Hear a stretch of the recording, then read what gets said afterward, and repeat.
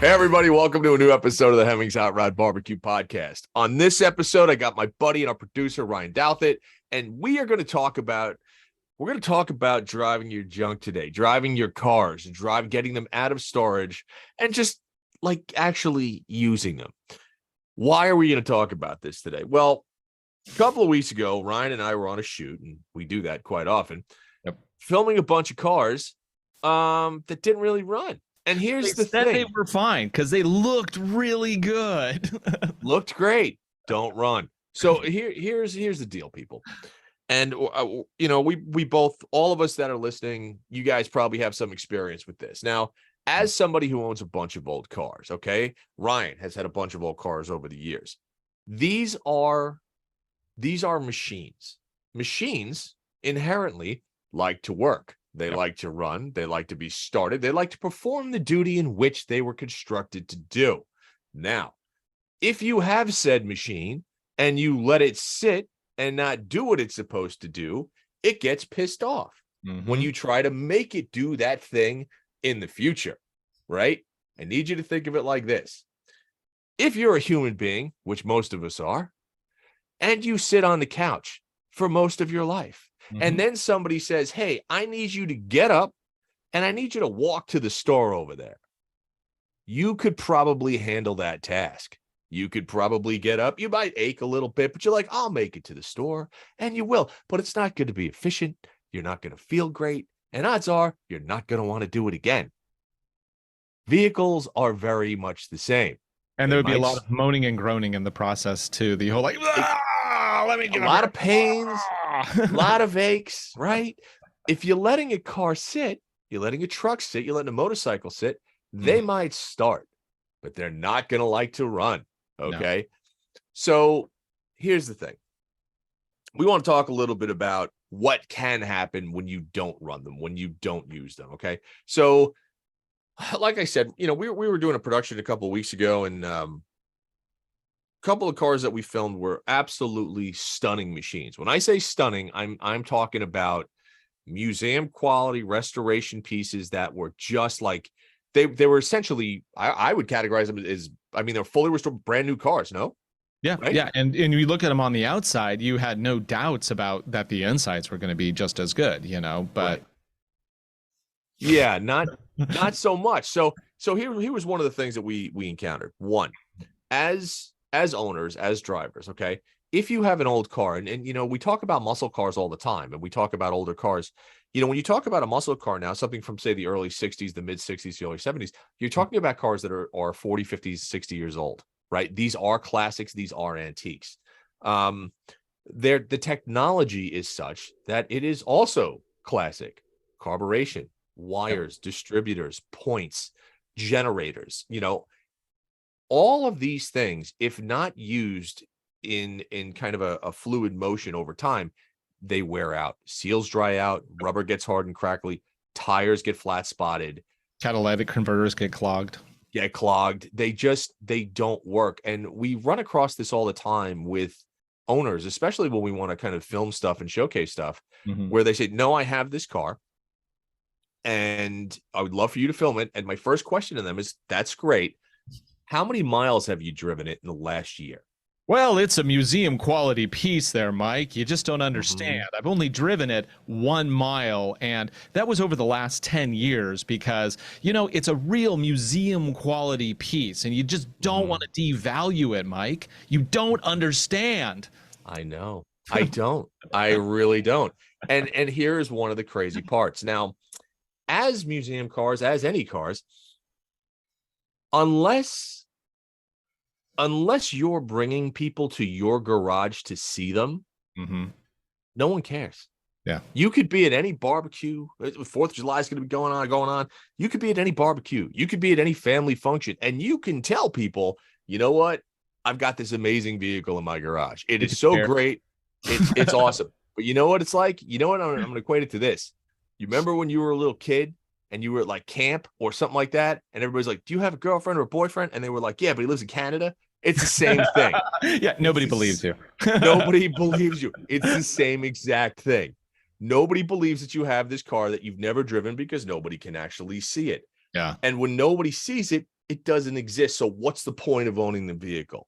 Yeah. Right. It's something that literally drives me insane that people have these vehicles and they might put $100,000, $200,000 into them. They might put $10,000 into them, making them as nice as they can. But I don't understand the not driving point. I don't understand the museum not like it has to be perfect and it has to be what are you saving it for?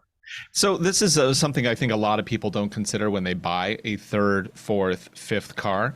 I have I guess I own 4 cars right now. And so one of them is an old 92 Legacy Rallycross car. And then I also have a car that we're giving to my daughter, or at least letting my daughter drive, which is an '04 Mazda 3, which we've been kicking around forever, just waiting for her to drive. And she's finally driving it, which is great.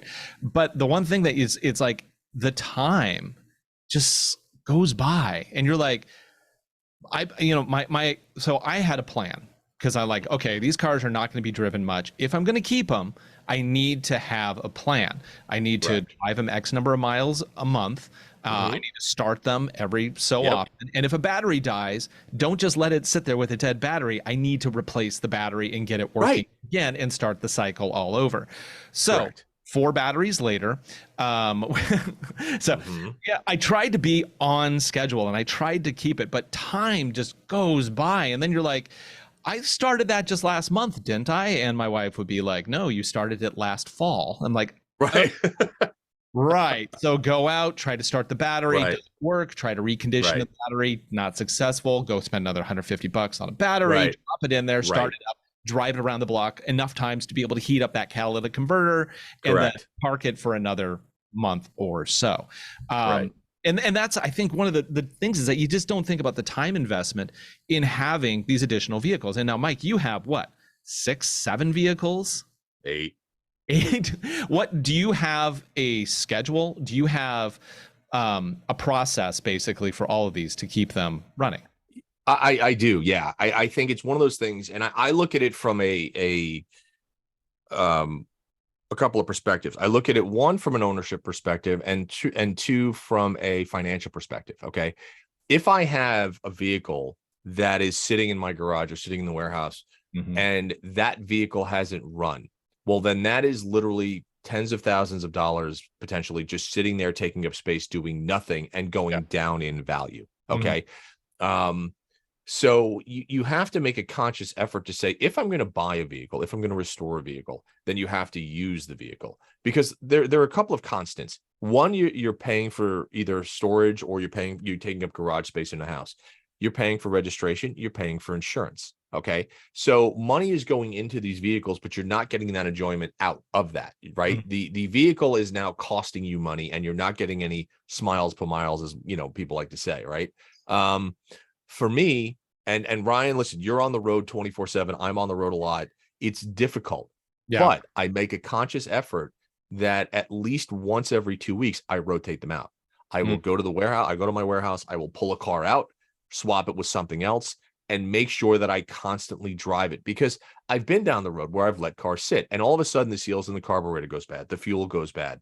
To your point, $150 every time you got to replace a battery, not very cheap. Okay. No. But if you run them, if you run the vehicles, they will always start. They will always fire. You'll keep stuff, depending on where you live, rodents will not get into them. Right. And you will always keep them in a constant state of kind of, what's the word I'm looking for? Function. Yeah, sure. I mean, they will always run fine, and you'll keep your maintenance levels very low. You think of it like this, right? If you don't do any exercise, and then, like I said, somebody tells you to go for a 5-mile walk or go for a hike, you're going to be huffing and puffing the whole time. Bodies and cars are the same exact thing. Okay. If you maintain them, if you put time and effort into them, they will reward you by starting every time and doing exactly what you need them to do. If you don't, they won't. And then all of a sudden, I think a lot of people become annoyed. They become disenfranchised with the hobby. Oh, this thing's garbage. I'm going to get rid of it. It never runs right. It never runs right because you don't let it run right. Right.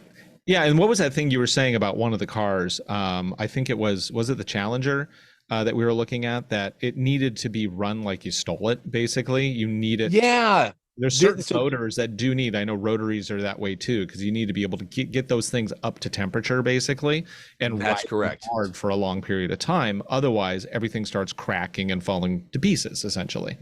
That's it. If you have a vehicle and it was a high performance vehicle from the factory, or relatively, a high performance vehicle, and you're going out there and you start it and you let it warm up, okay, you're doing more damage than To the good. corner store at 5 miles per hour. Yeah, not okay. If you have, and I'll take a 911 for example, or I'll take anything for example. You got any performance car and you take it out, and that red line is $7,000, and you're like, well, I don't want to shift it over $3,000. Okay, so every engineer, every designer, every market person that ever put any time or effort into that car right now, whether they're alive or dead, are cursing you, because you are taking their hard work and their sweat equity that they put into this car and you're pissing all over it because you're not driving the vehicle the way that it's supposed to be driven. And somehow I feel like maybe it's not correct, but I kind of feel like Dodge splitter guards are kind of in that same category. Stupid yellow guards and all the people keep on their cars. It's one of those things where you have to, we had gone to a friend's this past weekend and we were talking about that. And, perfect example, like we've got this old BMW, this little 79 E12. Okay. Red line on that car is $6,000.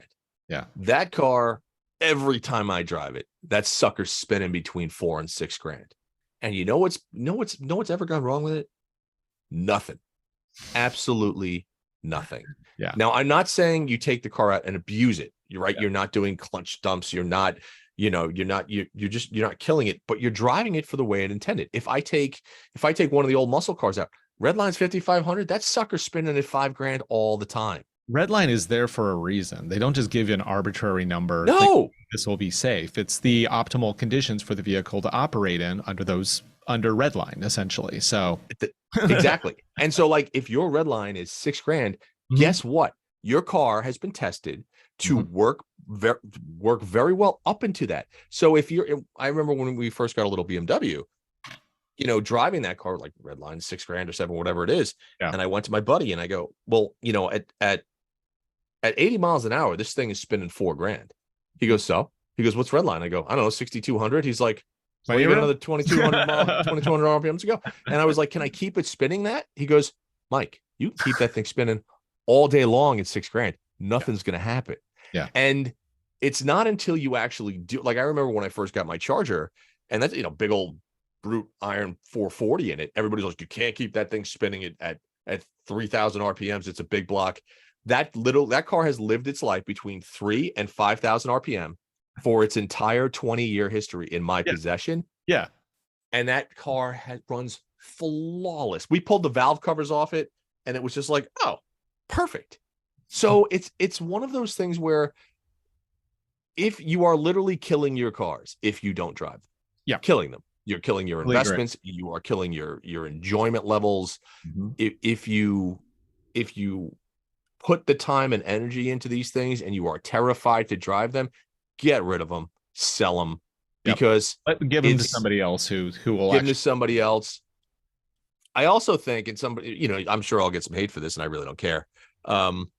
Some people are going to be like I personally think it's selfish, right? If you have one of these great cars in the garage, and we've spoken to a couple of people, like talking to one person who had all these beautiful old, I'm going to leave the make out of it because I don't want to really identify them, but all these beautiful old cars. And he's like, okay, well, I said, do you drive them? He goes, well, no. And I go, well, they're too important.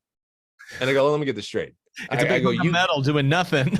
Yeah. I was like, you got this museum on your property that no one could go into because it's private, but yet you've got it decked out with all these signs and everything to pay homage to these wonderful machines. He goes, yeah, I do. I go, right.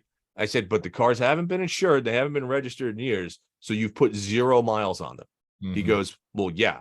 I said, okay. Now, when you go into your museum that you spend hundreds of thousands of dollars on your property, are you the only one that goes in there? And he goes, well, yeah, for the most part, because it's not open to the public. I go, Do you see where I'm going with this? Right. So as important, nothing for anybody here. Like nothing, even your descendants will be like, well, too bad he never ran that car. Now it needs a whole new drivetrain. well, and the thing is, if you want to get the next generation involved in this hobby, if they can't see them, they don't know they exist. If they don't know they exist, they're never going to give a shit about them. Yeah. You know, I mean, I still contend like the best thing about like those historic, like the 60s Chargers and Challengers is it's not their looks, to me at least. It's the way they sound.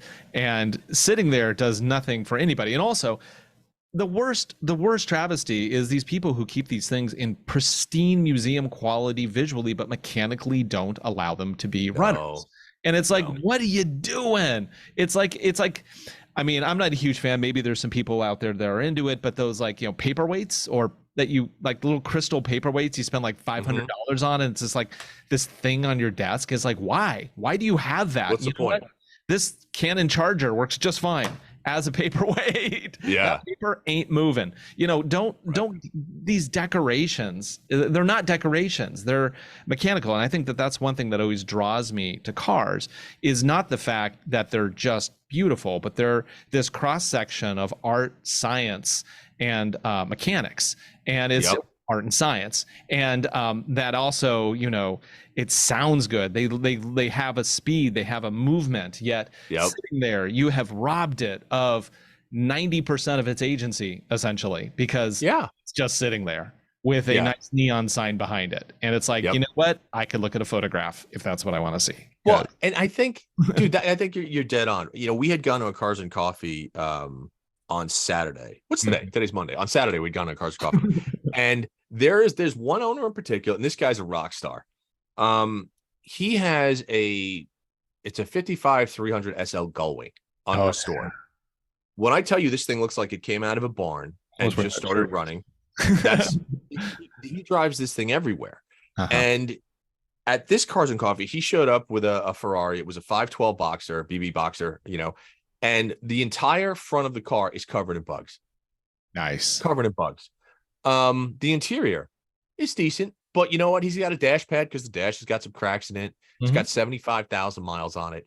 So we started talking, and I'm like, do you drive? He goes, should I drive the crap out of these cars? And I go, how do they run? He goes, they run great. And it's one of those things where I have so much. I respect anybody who's in the hobby, and the hobby brings different things to different people. Okay. Absolutely. If your idea of a great time is going to a car show and sitting in a lawn chair, have at it. I personally would want to put a gun to my head and blow my brains out because that's things I'm going to go do that. I got other, I would rather drive the car somewhere than sit and just stare at it and have other people stare,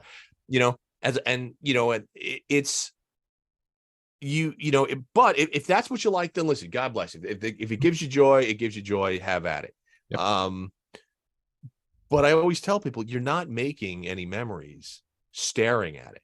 Yeah. You're making memories driving it or taking it to a place or bringing it somewhere that people might not think it should be. But it's like anything else. These cars, I'm assuming if you have one, you have the proper insurance, which means you can take it to a lot of different places and have adventures. And part-time insurance on a car is not that expensive. So it's really like if it's a weekend driver barely, you're going to spend a couple $100 on insurance. It's not that big of a deal. Correct. I mean, obviously, if it's priceless supercar, maybe that'll be different, but for the most part, a relative to the value of the car. So that should not be the thing that's stopping people at all. Registration can be, I guess, kind of expensive depending on areas, but you need to keep a car registered. Otherwise, again, what's the point? And if you can't afford these aspects of ownership, let somebody else enjoy the car who's actually going to enjoy the car. That you couldn't be more right about that. And it's funny when I go into AAA all the time, and they know me. That's the scary part. They know me by name. When I go, hey, Mike, how you doing? I say, hey, guys. Because I'm always renewing registrations and stuff like that. Oh, yeah. And yes, there is an expense to that. There's no question about it. But it's when you look at the price of a new car now, right? What's the average price, right? It's going to be $40,000. $50,000 is the average transaction price, I think, about now. It's insane. Okay. That's nuts for a new car. So when you see a lot of these older cars, especially the older American cars, you can get a massive amount of car for 50 grand, Mhm. ton of car for 50 grand. Um, and that's what I always kind of think about, right? Like you're willing to go out and you're going to go out and you spend 50 grand on something new that's literally depreciating by 30% as soon as you move it off the lot, Yep. right? Whereby you're going to go out and say you spend 30 or 40 grand on something that is only going to probably appreciate, and yet you will not drive it because for whatever, you're either scared to or you think it's too valuable, Yeah. right? I was looking at Studebaker Avantis. Those are going for around 40,000, and those are fast, very Right. interesting cars. Will I buy one? Probably not. But it's like there are options, and Avanti is only going to appreciate, I think, at this point. I mean, it's a rare, unique, weird looking car, but you can get them all day long for between 30 and 60 grand. Yeah. 60 being one of the more rare high Yeah. performance ones, but Sure. still, like, there's unique options out there, definitely. And Well, that fun.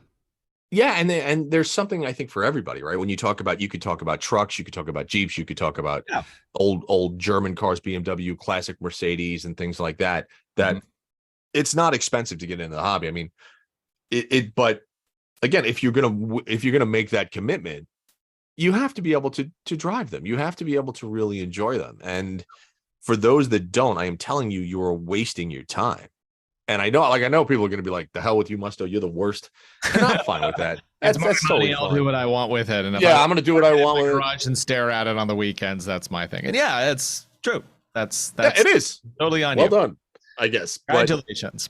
But just here's the thing: don't expect to get in it, and take it on some 150-mile run and expect it to run right. Yeah, they literally die sitting there. They die on the inside. Kind of like they do. You just, if you park them at a cubicle their whole life and never let them move, they die. It is soul crushing. It is soul crushing. It is a miserable existence. And here's the thing: as somebody who's been in that position, who has been a cubicle person at one point in his life, I can tell you it is the worst. And if you are in that position and it works for you, fine. Yeah. But if you have one of those cars, use them to get you out of that cubicle. Use them to actually, spread your wings a little bit and get out on the road. Even because just on the weekends, just get out there, see the world, have some fun. Don't blow your cars this 4th of July. Don't get any trouble with that. This podcast should be coming out on 4th of July. It will. It absolutely will. But yeah, we see it all the time, and it's this is somewhat of a shorter podcast, and the reason is, God, we really just wanted to come on and just tell you to get your cars out of the garage. They don't have to be pretty. You don't have to wax them perfectly. No one gives a crap. Actually, please do not wax the car 5 times a week. That's not. Like, just if you could spend more time driving than cleaning, that's what you should do. Cars are going to get dirty, and and please, who cares if it's raining? It's water. It comes out of the sky as opposed to comes out of your hose when you watch it. Now, I might be spitballing here, Mike, but I think most cars have been designed to be able to handle some rain. Now, I'm going on a ledge there. I mean, the manufacturers, they've never seen it. That is something actually that can become problematic if you let the car sit too long, especially if it's sitting outside.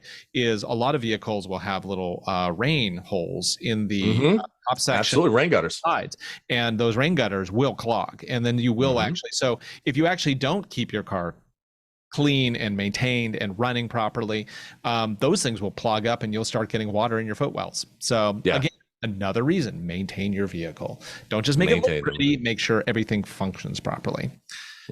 I think what we need to do is maybe we'll start it on the Hemmings website or something like that. Or if you guys see this, or you're listening to this, go to the YouTube page, go to the Hemmings Hot Rod BBQ YouTube page, and comment and show me, write about how many miles you put on this car. Tell us some adventures. And I'm even going to throw this out there: if you do this and you have some great stories, Ryan and I'll have you on the podcast. Sure. I will have you on the podcast. Tell us your stories. Talk about your stories about I did this with my car and I did that with my car and I got it in 1973 and I put 250,000 miles on, whatever the case is. If you write something and you're like, last year I drove it 60 miles, I'm not even going to respond to you. I will not even care. Won't even care. Won't even care. If you come back and you're like, bro, I put last year, like, you know, I put 2,500 miles on the car. You know what? For a classic car, that's great. Now you're making some memories and you're enjoying that. But tell us what you're doing with them. If you have future plans, well, I plan on doing, say, I don't know, a cross-country run with my kid in this car. Or I've always wanted to drive it to Canada, or I wanted to drive it from, you know, here or there. Like, everybody talks about what they're going to do. And yet nobody does. Very few people do. If you are the doer, if you are the driver, let us know. And I promise I will have you on this show and you can talk about it, because that's the other thing. I think too many of the people that actually are in this hobby, that do drive their cars, that do spend money on parts and stuff like that, they never get the accolades they deserve. Right. And I think we should try to change that a little bit. Yeah. You know? So I think that's a good idea. You know, the other thing is, you know, and this I'm going to throw it out right back to Hemmings, because, you know, if you're looking for a car, this is such a, you know, we've got 25,000 cars online in the classified. You got to check that out, and buy your dream car, or just buy a driver, but buy something that you want to go out and buy something that reflects your personality, that reflects the performance that you want from a vehicle. And pick something that you just don't want sitting in your garage to look at. Pick something that you think it will be fun to drive. That's exactly. Okay. But yeah, otherwise, folks, like I said, this is kind of a shorter podcast, but it's go in the garage. Weighing heavy on your mind there, Mike, because I know you were what the? Yeah, it was like I was hearing it nonstop out of this ear for like 3 days. So I'm glad you finally got it off your chest, dude. Because it gets me so aggravated. It gets me so annoyed when I see these beautiful cars and everybody. Well, yeah, I put 50 miles on that. It just shut up with your 50 miles. You know, why are you saving the car for the next owner? What is the reason for that? Everybody that I know who has ever sold a car, oh, you know what? I should have driven it more. Or God forbid somebody gets sick or they have a family. Well, you know, one of the things that I always write, I should have really driven that car. What the frick are you waiting for? Charge the battery, put some fresh gas in it. It's summertime. Get out there, enjoy some miles. You people are killing me. Killing me. Like I said, if you're drivers, post up in the comments on, you know, either on the Hemmings website when this gets posted on there, post up in the comments on the YouTube page. You know, send an email in, you know, let us know and we'll have you on the show and you can talk about where are you going? What are you doing? Talk to us. Exactly.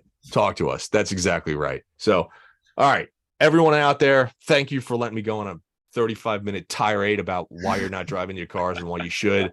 Ryan listens to me all the time, so thank you. Always a pleasure, Mike. You know, and that's it, folks. I hope you all having a wonderful 4th of July, you know, weekend, holiday, moving forward for the rest of 2023. And we will talk to you next time on the Hot Rod BBQ podcast. Stay safe and keep all your fingers. See ya. Thanks for listening, folks. And again, please subscribe to the Hot Rod BBQ podcast. If you're on Spotify, check us out there. Subscribe to it on iTunes. And if you are going to go to YouTube, make sure you go to the Hot Rod BBQ podcast and hit that subscribe button, and we'll come to you every week.